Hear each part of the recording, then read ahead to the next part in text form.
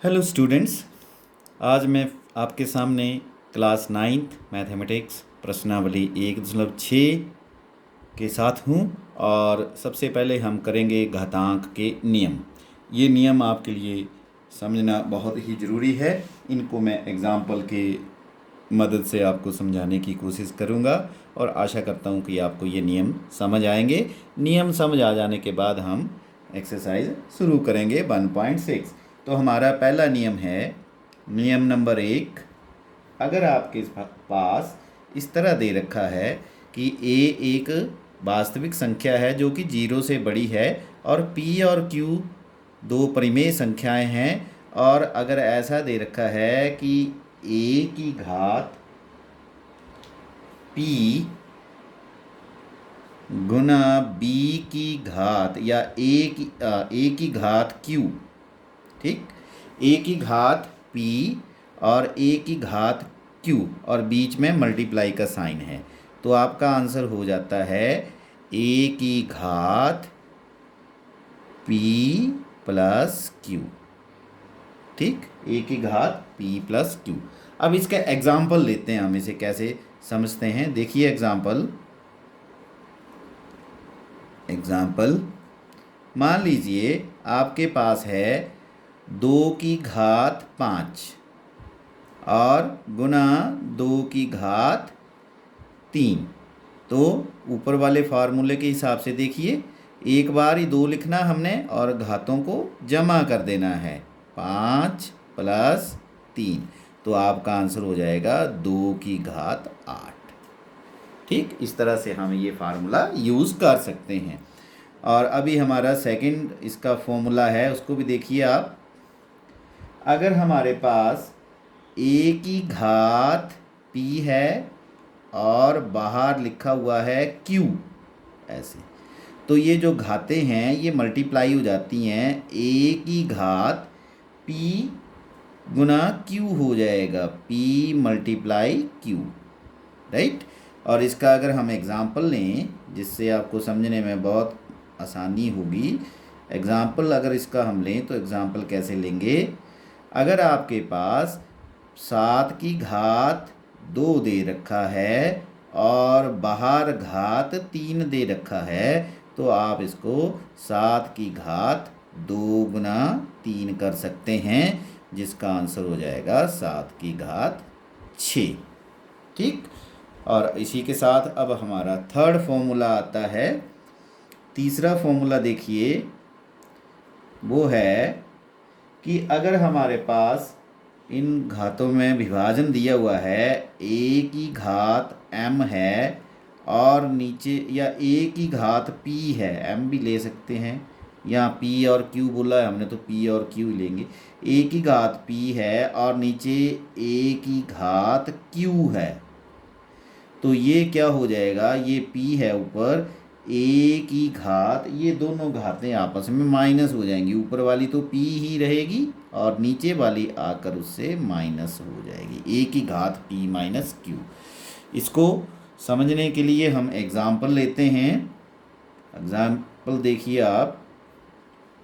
Example में अगर मेरे पास 7 की घात 5 है और नीचे 7 की घात 3 है, तो मेरे पास इसका क्या हो जाएगा, 7 की घात 5 माइनस 3, जो कि 7 की घात 2 हो जाएगा। यहाँ ये ऊपर जाके माइनस हो जाएगी, लेकिन ध्यान रहे कि ये जो आधार हैं वो सेम रहने चाहिए। जैसे कि आपको पता है कि नंबर जो ये ऊपर वाला है 7 की घात 5, 7 को आधार बोलते हैं और 5 को घातांक बोलते हैं। नीचे भी 7 को आधार बोलेंगे, 3 को घातांक बोलेंगे।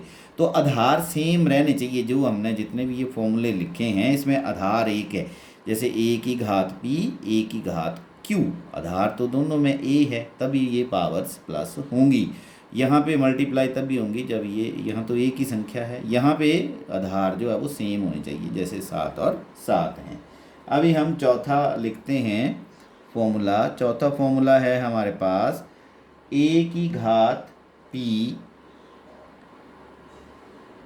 ए की घात पी, ठीक, और फिर हमारे पास है बी इसकी भी घात p है, दोनों की घात एक ही है और दोनों के बीच में मल्टीप्लाई का साइन है ऐसे।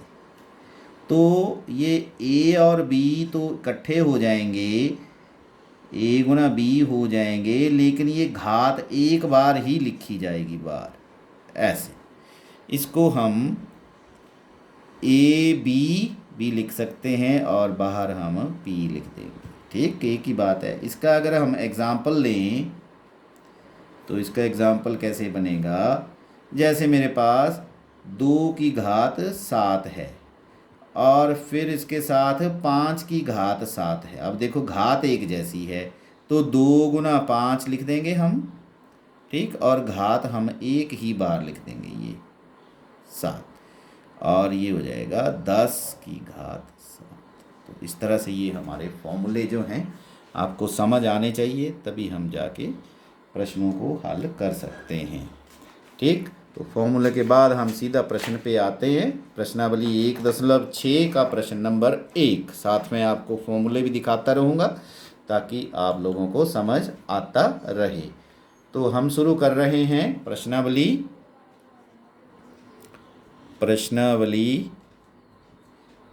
1.6 और प्रश्न नंबर 1। तो हमारा प्रश्न नंबर 1 है ज्ञात कीजिए। ठीक, प्रश्न है ज्ञात कीजिए। तो हम इसको हल करते हैं अभी आपके सामने फॉर्मूले के प्रयोग से। ज्ञात कीजिए हमारा फर्स्ट पार्ट है 64 64 की घात 1/2। अब इसको कैसे हल करना है, अगर इसको सिंपल तरीके से करना है तो 64 आपको पता है 8 का टेबल में आता है, 8 गुना 8 हो जाएगा। ठीक, 8 गुना 8 कितना होता है, 64 होता है, और जो बाहर इसकी घात है वो 1/2 ही रहेगी। ठीक, उसके बाद हम इसको 8 दो बार आया है तो 8 की घात 2 लिख देंगे और बाहर इसकी घात 1/2 है। अभी हम इसको सॉल्व करें आगे तो 8 की घात, ये दोनों घातें मल्टीप्लाई हो जाएंगी, 2 गुना 1/2। ठीक, एक ऊपर है नंबर, एक नीचे है, ये दोनों नंबर कट जाएंगे आपस में, तो 8 की घात 1 हो जाएगा जो कि 8 होता है। तो इस प्रश्न का आंसर हमारा 8 आ गया। ठीक, इसी तरह हम सेकंड पार्ट पे चलते हैं। जो हमारा सेकंड पार्ट है वो है 32 की घात 1/5। 32 की घात 1/5। ठीक, अब इस प्रश्न को हल करने के लिए हम 32 के फैक्टर बनाएंगे और 32 के जो फैक्टर हैं वो आपको साइड में बनाने हैं यहाँ पे 32 के फैक्टर। तो यहाँ मैं आपको बता देता हूँ कि 32 के फैक्टर कैसे बनेंगे। 32 को फैक्टर बनाने के लिए हम यहाँ पे 32 लिख देंगे और आपको पता है ये 2 से जाएगा तो ये 16 आ जाएगा, फिर 2 से जाएगा तो ये 8 आ जाएगा, और उसके बाद फिर 2 से जाएगा तो ये 4 आ जाएगा, और उसके बाद अगर फिर हम 2 से करें तो ये 2 आ जाएगा, और उसके बाद फिर अगर हम 2 से करते हैं तो 1 आ जाता है। ठीक, तो आपने देखा कि 32 में जब इसकी फैक्टराइजेशन की गई 32 की, तो इसमें जो हमारे पास 2 है वो कितनी बार आया है वो हमने लिख लेना है ना। तो 2 जो है यहाँ हमें देखने से लग रहा है कि 5 बार आया है। मैं इसको पूरा लिख देता हूँ, 2 गुना 2 गुना 2 गुना 2 गुना 2, 1 2 3 4 5, और बाहर इसकी घात है 1/5। और इसको अगर हम ऐसे लिखते हैं 2 की घात 5 और बाहर इसके 5 है, ठीक है, बाहर इसके 1/5 है ना, तो ये हो जाएगी 2 की घात 5 गुना 1/5। ये 5 से 5 फिर कट जाएगा तो हमारे पास आ जाएगी 2 की घात 1, तो हमारा आंसर 2 आ जाएगा। ठीक है, तो इस तरह से ये सेकंड पार्ट हो गया। अभी हम इसका लास्ट पार्ट करते हैं, थर्ड पार्ट। थर्ड पार्ट में क्या लिखा हुआ है, 125 की घात 1/3। तो अभी हम 125 के फैक्टर बनाएंगे। ऐसे ही साइड में 125 लिख देंगे यहाँ पे, और 125 जो है वो 5 से जाएगा, तो 5 दूनी 10, 5 पंजे 25, और 5 पंजे 25, और 5 एकम 5। तो 125 के फैक्टर में आप देखिए 5 गुना 5, फिर गुना 5, और बाहर जो है वो 1/3 इसमें आ जाएगा। ठीक, तो अभी ये 5 जो है वो 3 बार आ गया है, और बाहर जो है वो 1/3 है। तो इसके बाद ये 5 और ये 3 और 1/3 छोटा छोटा करके लिखना है, घात जो आपने लिखनी है 3 से 3 कट जाएगा, तो ये 5 की घात 1 हो जाएगा, जो कि 5 हमारा आंसर आ जाएगा। ठीक, तो ये हमारे प्रश्न नंबर 1 के पार्ट्स हो गए हैं। अभी इसके बाद हम प्रश्न नंबर 2 शुरू करते हैं। प्रश्न नंबर 2 में जो पार्ट्स दे रखे हैं उसमें फर्स्ट पार्ट है, देखिए आप प्रश्न नंबर 2 उसमें फिर लिखा हुआ है ज्ञात कीजिए। उसमें हमारा फर्स्ट पार्ट है 9 और उसकी घात है 3/2। तो इसको मैं थोड़ा डायरेक्ट ही कर देता हूँ। 9 को हम 3 गुना 3 लिख सकते हैं, और बाहर है 3/2, और जो 3 गुना 3 लिखा हुआ उसका मतलब हो गया 3 की घात 2, और बाहर है 3/2। अभी ये 3 की घात ये 2 बार वाले के साथ मल्टीप्लाई हो जाएगा, 2 गुना 3/2, तो 2 से 2 कट जाएगा, हमारे पास जो आएगा वो 3 की घात 3 हो जाएगा। और 3 को हम 3 बार मल्टीप्लाई करेंगे, 3 गुना 3 गुना 3, तो ये 27 हमारा फर्स्ट पार्ट का आंसर आ जाएगा। अभी इसमें सेकंड पार्ट है 32 की घात 2/5। तो 32 की घात 2/5, तो 32 के फैक्टर हमने पिछले प्रश्न में बनाए हैं, वो 2 गुना 2 गुना 2 गुना 2 गुना 2 5 बार होता है। पिछले प्रश्न में हमने बनाए हैं 2 दूनी 4 दूनी 8 दूनी 16 दूनी 32, और इस सारे की घात जो है वो 2/5 है। तो अगर मैं इसको 2 की घात 5 लिख देता हूँ, तो बाहर जो है वो 2/5 है।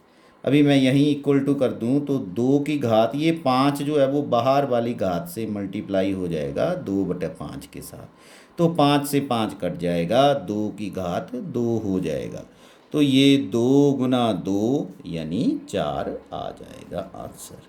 ठीक, अभी हम इसका थर्ड पार्ट करते हैं। आप देखिए थर्ड पार्ट की स्टेटमेंट है, ये हमारा थर्ड पार्ट है।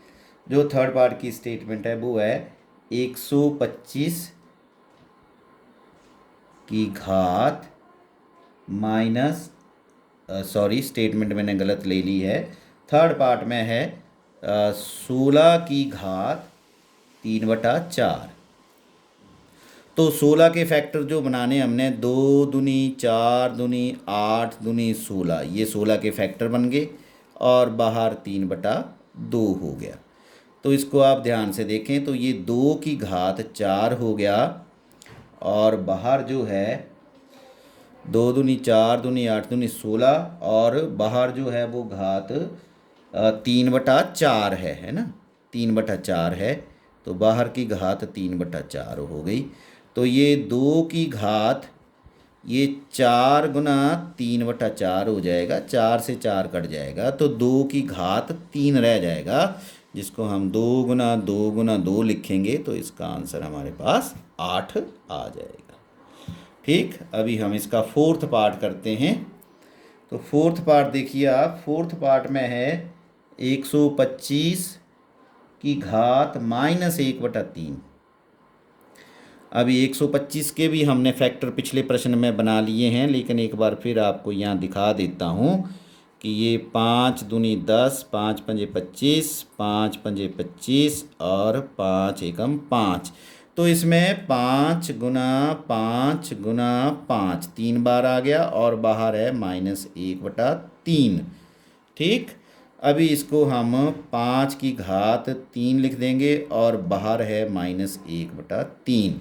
इसको 5 की घात 3 गुना -1/3 कर देंगे, 3 से 3 कट जाएगा, तो ये 5 की घात -1 आ जाएगा। जिसको जमा के लिखना हो तो 1/5 की घात +1 हो जाएगा, और जो कि 1/5 ही हमारे पास आ जाएगा। तो इसी के साथ ये क्वेश्चन नंबर 2 पूरा होता है। एक प्रश्न अभी इसमें रह गया, प्रश्न नंबर 3, क्योंकि वीडियो काफ़ी लंबा हो जाएगा, तो आशा इसको अगले वीडियो में लेंगे हम प्रश्न नंबर 3 को। तो आशा करता हूँ कि आपको ये प्रश्न समझ आए होंगे। वीडियो को बार बार देखिए तो आपको ज़रूर और ज़्यादा क्लैरिटी होगी। इसी के साथ आप सबका बहुत बहुत धन्यवाद। Thank you.